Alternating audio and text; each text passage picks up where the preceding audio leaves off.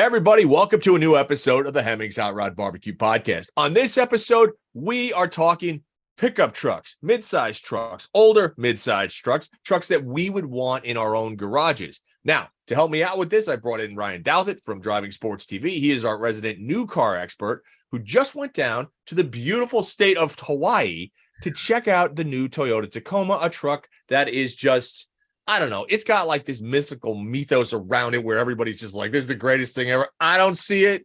Ryan, maybe you could tell us about it. Maybe you could see it. But we're going to talk about that. We're going to talk about the new Chevrolet 2ZR1 Bison, or the ZR Bison, because it's a pretty badass midsize. And we'll go from there. How you doing, bud?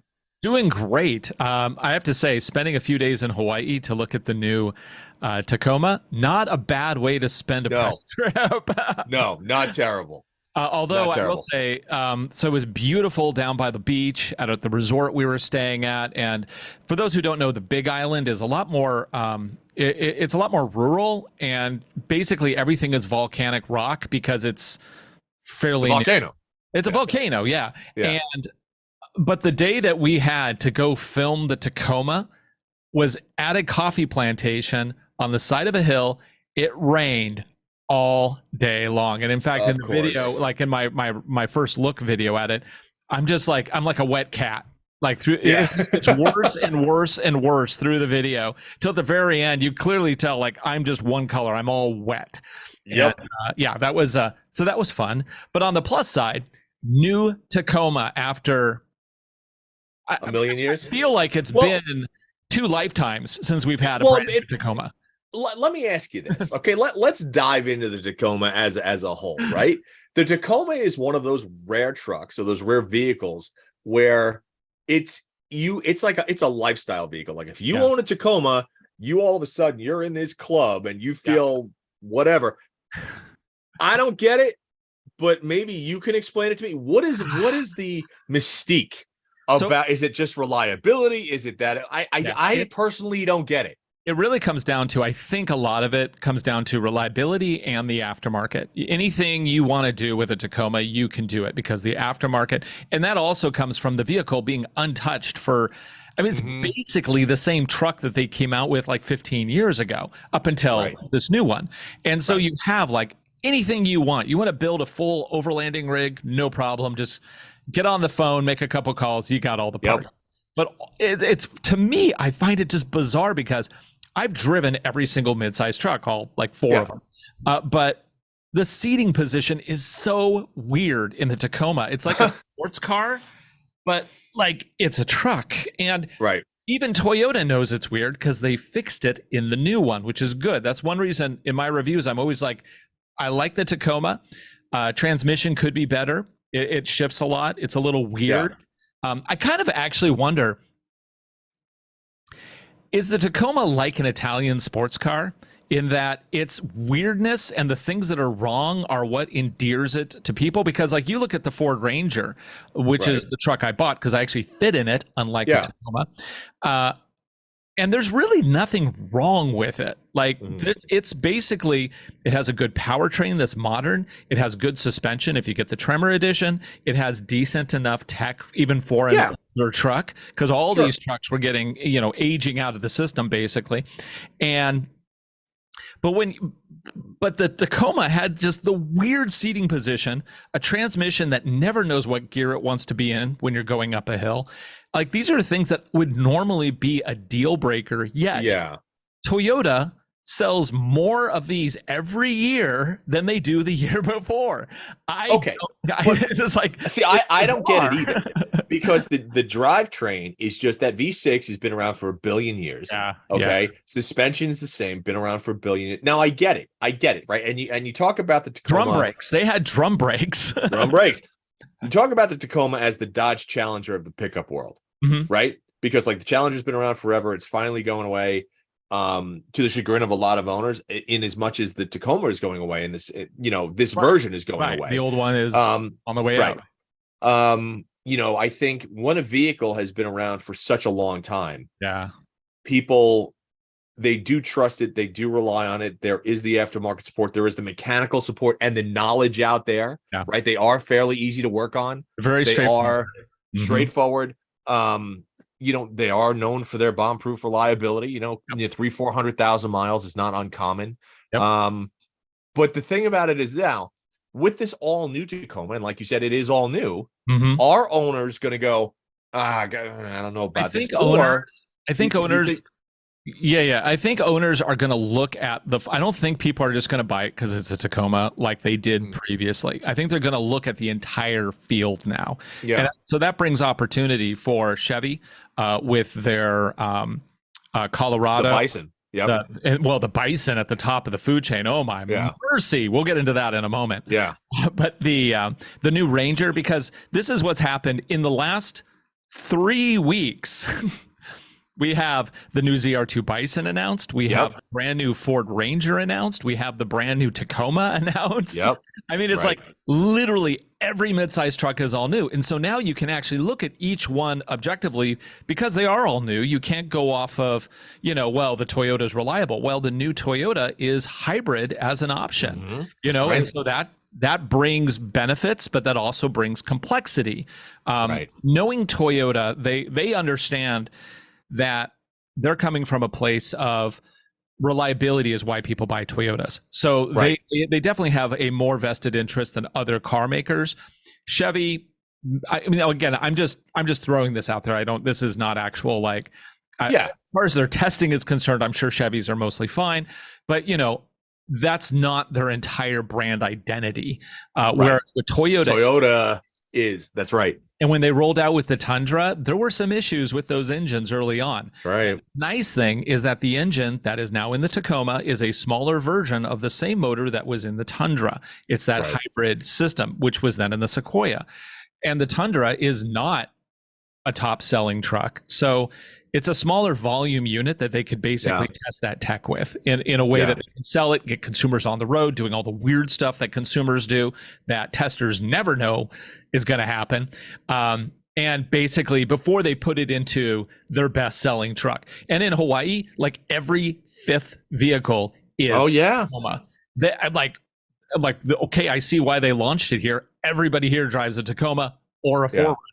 And then you occasionally see a Kia or something, but mostly. So with the Tacoma, there's a bunch of different models. One of the things that I do love, on the 9 higher, a lot of models, right? I love the fact that on the base models, and I think it's the limited 2, you could still get a manual transmission, which is fantastic, right? That's rare because you're not getting that in the Bison, It's true. And it's not in any of the premium powertrains. So both with the Tacoma and with anybody else, well, nobody else offers a manual, but with the Tacoma, it's only on the base powertrain, the Turbo 4, not on the hybrid. But don't you think? So here's the thing: the way that I look at these trucks now, and the way I look at most vehicles, is that anything new, even the base models, are so overly loaded that if you're buying an upscale model, if you're buying an upscale pickup truck, if you're buying a Raptor, if you're buying a Bison, like a ZR2 Bison or something like that, you're buying it for the capability. You're buying it for the suspension or the differentiation in the off-road packages where it's skid plates or suspension or... Mike, you're buying it for the chicks, okay? You're buying it so that people see you and go, that guy's got a Bison. I look at it, and for me, I always look at the base model stuff because it has everything that 90% of the population is going to need, right? Yeah. And speaking to that, Toyota does still have the 2-wheel drive short cab pre-runner. So see, now are they going to have that with the new Tacoma? They are. That is, it's been announced. It's I mean, that's great. Let me verify the configuration of that. It's but it is a rear wheel drive with a limited slip locker in the back. Pre-runner 2024. Now they don't have a configurator up on these things yet, do they? No. Okay. Because they don't have pricing, they don't have a lot of details yet. Gotcha. Like we don't know. It's an extra cab. Yeah, that's what they call it. It's an extra cab. But 2-wheel drive extra cab with a 6 foot. Yeah, I mean, that's awesome. That's pretty good. Yeah. That's 90% of the truck that most people need. Absolutely. Yeah. Unfortunately, they did not have it at the launch I went to because they had one prototype and they sent it to Arizona for the Overland Expo, which was happening a few days after we were there. Yeah. So I didn't get to see it, although I really hope that one of those ends up in the press fleet. Right now, we have all these trucks announced from everybody, and now it's just a waiting game as to see who can actually produce them. I mean, Toyota is saying that the Tacoma isn't going to be available from dealers until they're going to start rolling off assembly lines in December. And even then, it's the Turbo 4. It's not the top end hybrid. So, and the hybrid is what they're doing. Their top end, the TRD Pro, is hybrid only. And all their top end models are hybrid only. So none of those are actually even coming out till next year at this point. Ford has, of course, announced the new Ranger Raptor. Those are going to be produced later this summer. So those I think are actually going to hit market first. And I think that's actually a really good first mover advantage for Ford to be able to have those products available. Yeah. And then, of course, Chevy, they already have their Colorado on sale. You can order one now. There seems to be, if you wanted a ZR2, they're technically, I guess, available. I haven't seen any in wild yet. And if you go to their online thing, you have to build it.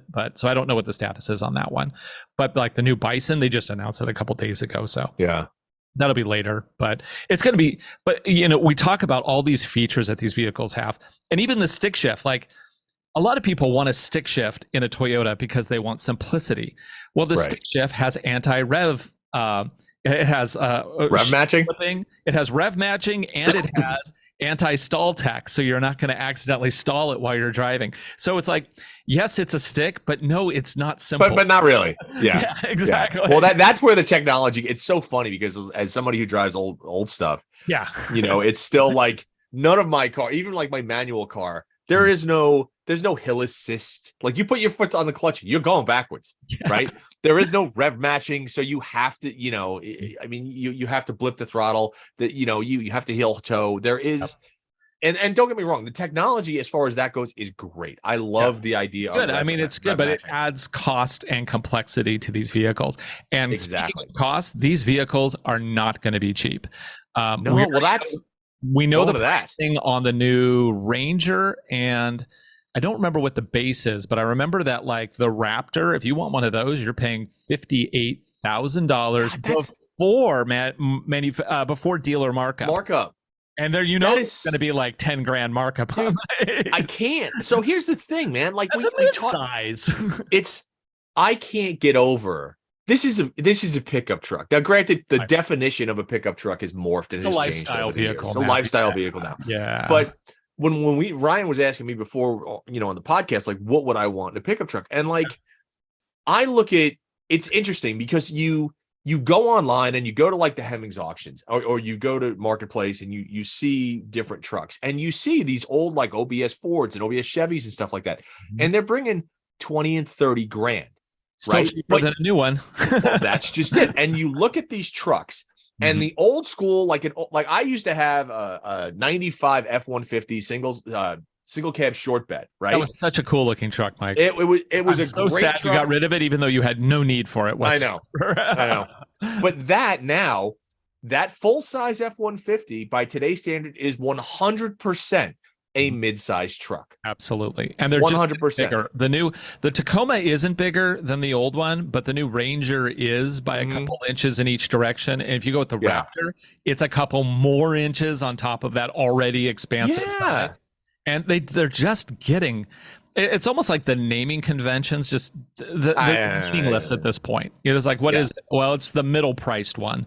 Yeah. Now, the nice thing about the expansion of the trucks is we're now starting to get this new class underneath of these.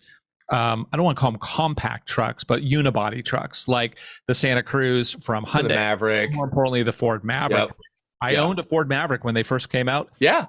Loved it. I'm kind of sad I got rid of it. For those who don't know, I basically... Ryan goes through trucks like people change underwear. I buy a new vehicle. I basically do it as a long-termer. So every 8 months or so, I buy a new vehicle. I have a current Ford. I have a 2022 Ford Ranger Tremor that I love. It's a great truck. I am totally getting rid of it at the end of this year. Yeah. Because time for a new thing. Right. But yeah, and it's funny because I avoided trucks for a long time. I was one of those. I'm not a truck guy. I'm not a truck guy. I had a 4Runner that I loved. I look forward to the new 4Runner get back to that in a second. Which, well, it's going to be based on the Tacoma. We know that. Yeah. And, and so we already okay, we'll just go right into that. We already kind of know the formula because we've seen it with the Tacoma. Now, do I have any actual knowledge about this? No, but it's very easy to say, well, the Tacoma is based on the same chassis as the Tundra. The Tundra, they scaled down the motor and put it into the Tacoma. So the 4Runner is also going to be built at the same factory. So manufacturers it's $1 billion to develop a new engine. They're not developing a different engine. They're just going to take the Tacoma motor and put it into the 4Runner. Exactly. I'm guessing that they'll do the same thing where TRD Pro will be the hybrid only. If you go with the TRD off-road, you'll have an option of either the turbo or the hybrid turbo. So you'll have options with that one. Also interesting to note, you can get a manual transmission with the TRD off-road Tacoma now. See, that's great. Yeah, you can get the off-road, but only with the turbo, not with the turbo hybrid. So they're still playing that game. But it seems like they've actually neutered a little bit the TRD off-road, because it used to be in the previous generation, between the TRD Pro and the TRD off-road, you had about $10,000 price difference before their markups. And the capability, the shape of the vehicle, it was basically the same. The TRD off-road had the Fox shocks, which were cool. You didn't really, I've driven both. And I'm like, it's fine. If I'm desert running, sure, I'll take the TRD off-road, but maybe not for $10,000. Yeah, exactly. Sure. There's a point where I'm like, it's good enough. $10,000 buys a lot of aftermarket. Yeah. And so they've added so much new tech, especially like they have these like seats that like have their own shock system in the TRD Pro that isn't going into the off-road. So they've really, I think, created a bigger divide. And that's a good thing, but also it makes me think that they're jacking up the price on the TRD Pro further. And I think we'll see that also with the 4Runner. I think we're going to see price increases, tech increases. But there is still competition, especially in the 4Runner space. When you're talking mid-size, off-road capable SUVs, that is a very active market. So I think they're going to want to go upscale. They're going to price it, but they can't. The new GX is going to be announced soon from Lexus. And for those who don't know, the GX is basically a fancy version of the 4Runner, but it's got a bigger engine, basically. Well, let me ask you this, because you've got the new Tacomas coming out. You're going to have the new 4Runners that are going to come out, right? All of these by the end of the year, by the way. Right. But you've got, again, I'm going to go back to price point now. Yeah. $56,000, okay, for a Ranger Raptor. Okay, the Tacoma maxed out will probably be in the 50s, someplace in the 50s. Okay, the thing with the reliability factor, people are not scared to buy a Tacoma with 200,000 miles on it. They're just not, because we all know broken in. They'll keep going, right? Yep. So, do you think that, and I'm pretty sure I know the answer to this, but that these new trucks are just going to continue to increase the values of the used trucks that you'd find on like the Hemmings Marketplace and stuff like that? Because absolutely, again, if you can get a used Tacoma, say you go out and you buy a 2015 or a 2010 Tacoma with 185,000 miles on it for 20 grand, 25 grand. That's a deal. Like, that's a deal. You're still, as far as I'm concerned, you're so far ahead of the game if you don't need to be that person that says, I just bought the brand new Tacoma. Absolutely. Yeah. And that's been kind of the funny thing, is that like up until this new Tacoma announced, if you bought, say, a 2023 Tacoma, it's really not different than a 2016 Tacoma. Right. Basically the same truck. So that has really helped keep those prices up. Now, whether or not people respond to these new things and all go in hordes to go buy these new trucks, that'll determine, I think, what the used market is going to do. Yeah. Because if people reject the new trucks, then I think we'll end up with a used market that stays pretty high. And there will always be those people who are like, the 2019 Tacoma, the best one ever. Right, of course. Yeah. Yeah. And they may not be wrong. I mean, we don't know. None of these trucks have been proven yet as far as powertrains. Right. Probably the most proven would be actually the Ford, because this truck has been sold globally already for a year. Right, for a long time. Yeah, well, for a year. They announced it came out globally last year, and it's just announced this year as a next year model. So it'll have 2 years on the market before it becomes a US product. So they've already like built 1 million of them globally. Sure. But the US is like the smallest market for the Ranger. Like Australia, everybody apparently drives the Ranger. So it's actually designed in Australia, the new one, which is kind of funny. It's interesting. Like we talk about new features in new vehicles, and we talk about things like driving experience and stuff like that. And it was interesting. Earlier this month, or early last month, I should say, and it's now June, which is ridiculous. I know. It's just killing me. Kids are out of school in like 2 weeks. Yeah. Ryan and I actually went to Michigan, and we, to do some scouting for a shoot that we have coming up. And one of the things that we did was I rented a new Grand Cherokee. Yeah. Right. And it was great. It's a super, super nice truck. Ooh, however, the base price of those trucks, you're talking mid 40s, right? For those things. I think we looked it up, like 44. The one we had was 50 grand. Yeah. And you're like, it's really nice. I'm like, it's 50 grand. You're like, it's not that nice. Well, but this is exactly my point. I have a 2002 Grand Cherokee. Yeah. Right. Yeah. And it's a good base model. Those are good. Dude, base model Laredo with a straight 6 4-wheel drive. And I when I got home, I was driving it back from the airport, and I was like, I just don't see the Delta. I don't see where, and dude, make no mistake, like mine's in actually super, super beautiful shape. I paid $5 grand, $5 grand for that truck. And I look at it and I'm like, I don't know where the other $45,000, where is that made up? Because I have CarPlay, because I have this. And so when I look at all these things, this is why you and I have like this. Like this is why I go to like the marketplace every night and I look at like 500 cars and 500 trucks, because I'm like, when I start pricing stuff against new vehicles, I'm like, do you know what I could get in the used market that's really cool for 40 grand, for 30 grand, for 20? There's so much amazing stuff out there. Yeah, it's just.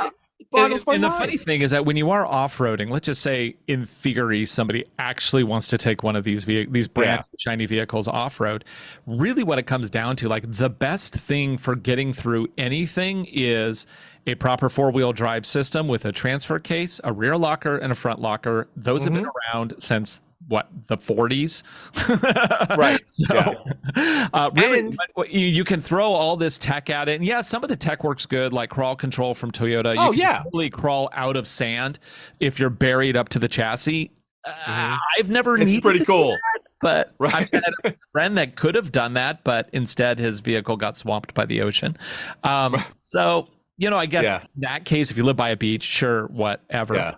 But for the most part, for most people, the basics of technology are good enough for doing the road stuff. So, and then as far as a truck goes, I see all these older trucks, like the people around where I live in the Gig Harbor area, and a lot of Washington State, for those who don't know. Yeah. And a lot of like the older trucks you see running around, they're the ones with the super long beds. Like, I don't know how long these were, but they're like 10 feet. 8-foot bed. Oh yeah. You could put a whole cow back there, and so there's something to be said, because you just can't really buy for a reasonable price. Dude, anything new. If you're working with the truck, bang, ding, scratch, it's gonna happen. The flip side of that is yesterday I drove 600 miles. I did some filming. I went up into the mountains. I was in my Ranger, and it's comfortable and it's quiet. And it's smooth on the freeway, yet capable off-road. It has articulation. It has a locker. It has all this stuff where you're like, new trucks are actually nice. there's no question about that. It's going. Mine's tuned up to 370 horsepower, which is the benefit. 370 pound-feet of torque, which is a benefit of going with a modern 4-cylinder turbo. You can just add a software flash, boom, more power. That's right. That's exactly right. Like, I look at that like sixes and straight sixes. I mean, it is what it is, and they'll run forever, dude. But no, like my, and this is what we're talking about. Ryan, when we were in Michigan, we had the Grand Cherokee. We were tooling along at 90 miles an hour in that thing. Oh yeah, it just Mike, it's 60 here. And the thing didn't give a shit. It cruised along. It didn't care. You could probably done 120 and it wouldn't have cared. Totally, and it didn't smooth, quiet, insulated. beautiful. I don't know if that model had active noise cancellation inside the cabin or not, but it didn't matter. It was quiet. No, and that's quiet. Yeah. Where like my old 22-year-old Laredo right now, 80 miles an hour, you cruise 80 miles an hour all day, but you know it. Yeah. Right. You're not fooling anybody into thinking you're going any slower, and you're definitely not cruising at 90 all day. So this let me just preface this. Okay, when I say we're cruising at 90, okay, I don't want to hear any bullshit from the peanut gallery out there. Because if you live in any rural state, if you have an interstate by you, everybody is running 80 miles an hour. I'm not condoning it, but I'm not like, I don't want to hear, I can't believe you're driving it. Just shut up. I don't care. I live in a rural area, and the speed limits on all the highways are 45, and nobody does less than 60. You don't. No, dude. Like that, you're getting honked at, passed, and probably run into. I don't know. Yeah. Like, so don't think that I'm condoning it, but on the other hand, every now and then we'll get somebody out there to be like, I can't believe it. I don't hear it. So the flip side of all of this, like, you know, you don't need technology and all that kind of stuff and how expensive things are. You look at this new ZR2 Bison that Chevy just announced. It's a midsize that comes standard with 35-inch wheels. Welcome to the Bronco Club, dude. That's Bronco. Yeah, right. And well, the Bronco now has 37s available. I know. And the neat thing is that you have a manufacturer doing all the engineering to support that size of tire. Whereas if you're doing home stuff, you're like cutting fender. Oh yeah. Totally. You're hoping that it works, and then you're out there in the field like, this is great, and then all of a sudden you bottom out and the wheels like tear out, rip apart your inner fender liners. So it's kind of fascinating how they're pushing the limits on these vehicles, kind of hell or high water on the price. They just like, I don't know what the Bison, I don't know if they announced the price. I haven't read all the press releases on it because it was just announced yesterday or 2 days ago. And I'm sure it's like 67 or something. I mean, the old Bison was 66, I think, with the diesel. They've canned the diesel because nobody wants that in the US. But instead, they've added things. They have, the shocks are designed for jumping. Like from multimatics to multimatic bulb stops and stuff. Yeah, it's crazy. Yeah. And it's like, they're building trophy trucks for the street. Well, here's the thing. I mean, Ford did that, obviously, when the Raptor first came out. Everybody's like, no way. And then everybody drove and they were like, yes way. Yeah. Right. So, and here's my thing. You know, when a manufacturer, you got to realize that when a manufacturer comes out with a vehicle like this, they are spending millions, billions of dollars to make these things OEM compliant. They have a warranty. They are tested beyond anything, and I mean anything that the aftermarket is ever going to do. I lived for 20 years in the aftermarket world, and trust me, somebody builds an aero piece, they're like, they kind of look at it. Hey, Frank, do you think that'll work? I don't know. Look, just got an angle on it. That's fine. Like this. It doesn't. Let's do it like this. So, like, when you have, if Toyota is coming out with their off-road package, Chevrolet has the Bison, you know, Ford's got the Raptor. I got news. They're out testing the aftermarket. They are putting more time, more energy, more money, more everything into what they're doing because it has to have a warranty. Now, that doesn't mean the jackass public isn't going to go out and break it because they're great at that. We know we've all seen that with the first Ranger Raptors when they first came out. Yeah, exactly. You can jump them, and then people actually were jumping them. They're like, oh crap, people are actually jumping these. Right. So, I mean, to your point about the price, right? It's really not that expensive. I mean, if you build a vehicle as capable as the Bison, you're going to spend a hell of a lot more money in time, in effort. And maybe you can weld yourself, but even that has a cost. Like if you were to hire a welder to do the stuff and pay yourself what you should be paid for your time, you're going to spend a lot more money. And this is the real kicker here.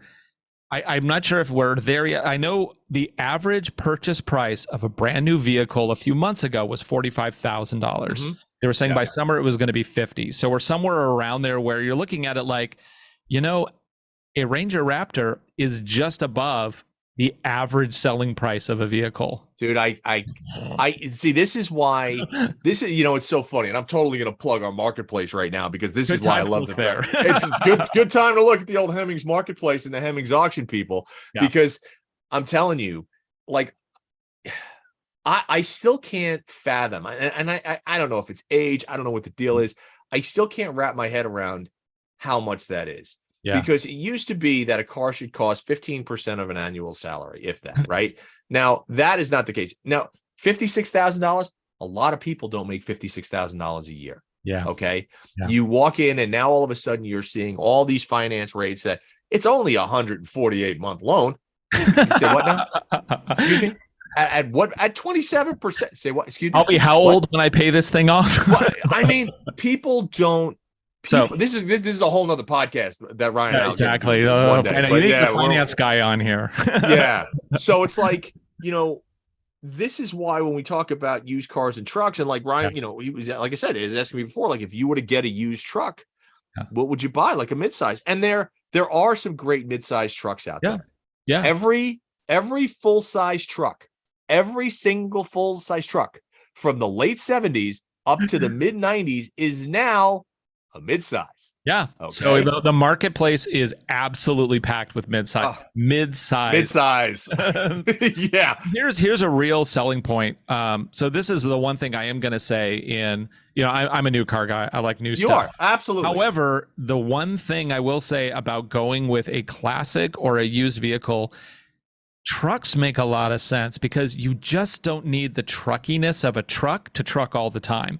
And so like for that one time you need to move tires, for that one time you need to go get potting soil, for that one time you need to get some gravel.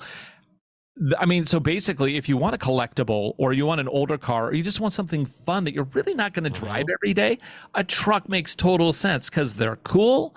They're built to last. I mean, you want to talk about a vehicle that's built to last for 500,000 miles. Oh, that's like an F-150 from 30 years ago. They just, I'm not going to say they don't do that anymore, but let's just say they're way more complicated. The chances of that happening, I think, have reduced. But dude, if you're going to get something old, get a truck, because it makes sense. Dude, I couldn't agree with you more. And like, it's really funny. I look at, I'm having this. I keep going back and forth about my old Bronco, which I absolutely adore. Right. It is an old truck. It is a full old body on frame SUV truck. Right. It does truck shit. Like when I put the tailgate down, I can jump up and down on it. It's not going to fall. I can load it with stuff. It's fine. Is it fast? No, it is not.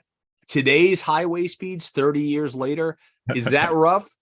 It'll cruise at 75, but you don't want to really go more. It's just, it doesn't, it's not, that's not what it was made for. And you live in California. I know people don't do 75 on the freeways. Oh no, dude, everybody's humping it. Everybody's humping at 85 miles an hour. Oh my God. So LA to San Francisco run, that's like, run 3,000. Well, that's what I'm doing it on Tuesday. So it's like, do I take the Bronco? Part of me is like, I don't really want to take the Bronco. Yeah. Because one, it'll get 8 miles. It's not that bad. It'll get 11 miles to the gallon driving down there. But it's just, I know I'm abusing it trying to keep up with modern traffic on a highway. Right. And so when you talk about any new vehicle in the last 5 years, 8 years, will cruise at that all day long. 100 all day long. They don't care. No. And here's the thing. That is a reality of modern day driving. Yeah. Driving at highway speeds now, routinely 80 plus miles an hour. We all should. If when you're out of the city, I know. Okay, so when you're out of the city, leave comments on the YouTube version of this. Yeah, we understand if you live in the city, you're in traffic. That's fine. Do the speed limit. Yeah, a lot of the country does not live in the city. No, it's big. And some of us drive interstate all the time on the drop of a hat. Hey. Yeah, exactly. So yeah, and I mean. Again, going back to kind of the midsize thing, it's funny because in the early 90s, when the midsize segment was really there, you had two segments. You had small, and then you had kind of full size, right? The small trucks, like the Tacoma, used to be considered a compact truck. It was so considered small. A small truck. It was right. The Mazda B2000, small little truck, which was the first Ranger, right? Exactly. The Dodge Dakota was probably the first real mid-size truck. Dodge Dakota. Dodge Dakota. So I had, in 96, I had a Dakota. Mm-hmm. And I didn't want a full-size truck because they were too big. I didn't want a small truck because it was too small. Yeah. But the Dakota was the only mid-size truck available. And it was a great extended cab, four-wheel drive, Yeah. a proper 6-foot bed, right, and a little 318 V8. Yep. And it was a great little truck. But it was a truck. And when your comment about the bed space now on these trucks right now, Small. 5.5 feet, 4.5 feet. Yeah. It's tiny, man. It is. You're not. You can, however, fit a motorbike sideways, diagonal. So if you have one motorbike that you want to load, most of these beds can handle that. I actually saw a few days ago, or I guess it was a few weeks ago, it doesn't really matter.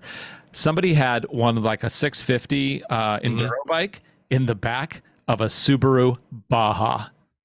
The back wheel was literally hanging because that had like a 4-foot bed. I'm going to do you one better. I'm going to do you one better right now. Yeah. This is Saturday. I was driving around, and there was a dude, and we're totally getting off track, and I don't care. Fine. There was a dude in a Subaru Crosstrek, okay, a Crosstrek with a full-size Ducati mounted on the back out of the trailer hitch that was, on a motor tote. Yeah, right? yeah. So sideways. It was like it was every time this guy hit a bump, it would bottom, and I pulled up next to him.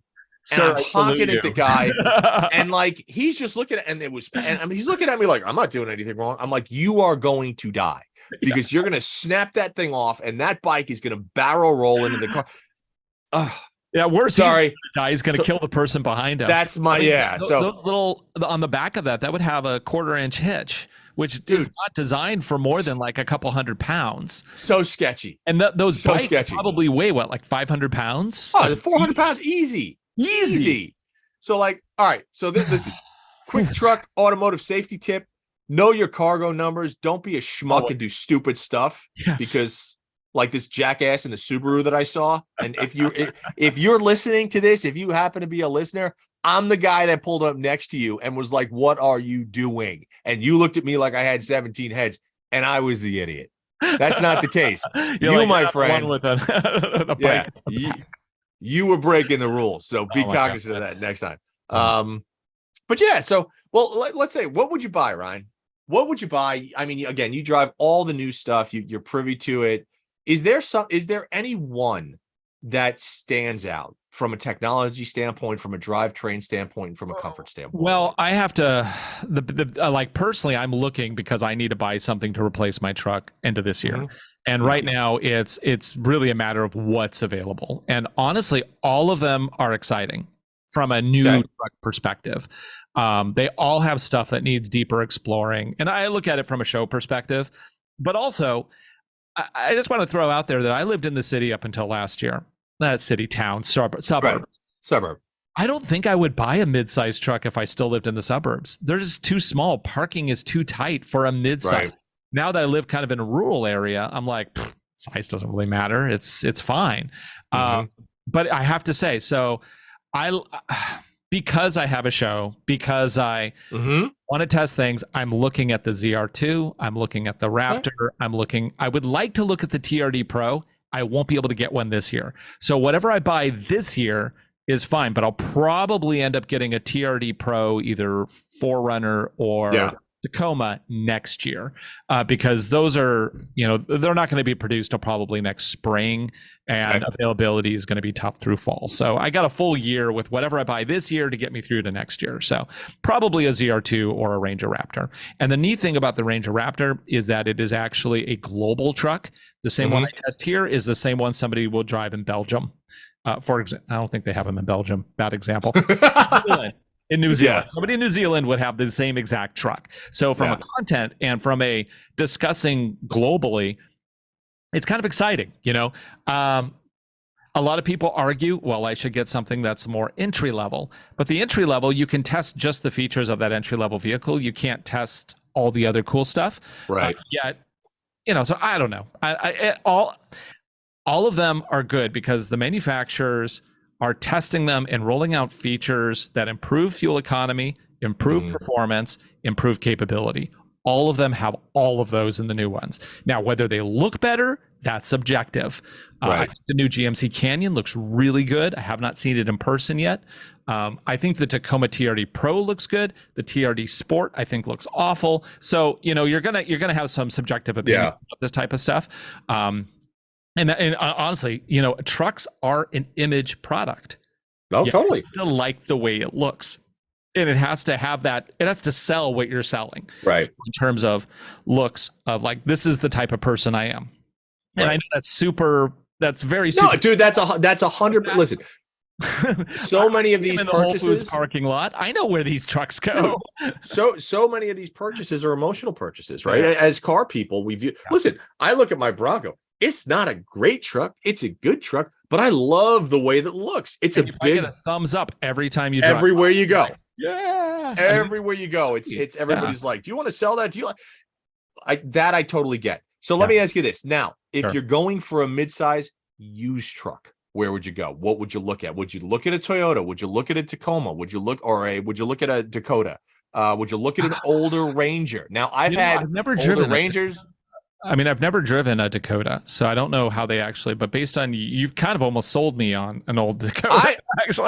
I loved my Dakota. I really did. If I could find an old Ford Lightning, that would be pretty sweet. Like the one they're great. Yeah, they're great. They're like 380 pound-feet of torque, supercharged V8, tire fryer, man. But they didn't come with limited slip, so you'd only burn one wheel. It's fine as long as everybody's on the right side. On the over here, you're good. This crowd is like, why is he making all those noises? Yeah, they get nothing. But yeah, I think that's really what it comes down to. I think if you're in the market for a newer used truck, you have to identify your needs. Are you really going to use it as a truck? Are you really going to use it once in a blue moon?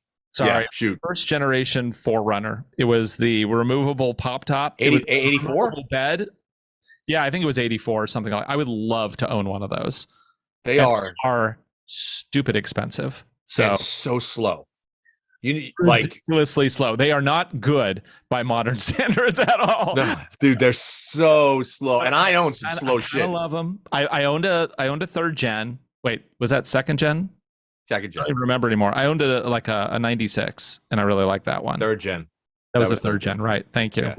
I should know what I used to own, and that was great, but it had some engine issues, so I sold it. But because I'm not a mechanic. No. Yeah. All right. So you would go older 4Runner. Yeah, I think so. Or Tacoma. Okay. Or Tacoma or something like that. I mean, I don't fit in them very well, the old Tacomas. I don't know if I fit in the old 4Runner. I think about it. Anyway, but I love, it's one of those things in my mind is programmed like that old Tacoma will, outlast the Glaciers. Which it probably will do. It probably will. Cockroaches will be driving them to the mini mart in 500 years. There's no question about it. So, all right. Well, we covered a decent amount of pickup ground today. Way more than I thought. if you guys have comments or questions, obviously throw them on YouTube. Let us know. Go to Hemmings Auctions. Go to Hemmings Classifieds. Check out your used vehicles because let me tell you that we've got 20,000 of them. There's something you want there. Oh, and check out our make offer section because that's kind of cool because you can actually go and there might be a vehicle up there and say the price is 25 grand. Offer the guy 17. You never know. Yeah. You could say yes, right? I know that you have like 20 C10s for sale right now. Dude, they're everywhere. And we didn't even go down the C10 rabbit hole. We'll say that for another. That's its own microcosm of oh my god. So so Ryan, thank you as always for coming on. It's always a pleasure. That's it for this episode, folks. And we'll see you next time on the Hot Rod BBQ. Thanks for listening, folks. And again, please subscribe to the Hot Rod BBQ podcast. If you're on Spotify, check us out there. Subscribe to it on iTunes. And if you are going to go to YouTube, make sure you go to the Hot Rod BBQ podcast and hit that subscribe button. And we'll come to you every week.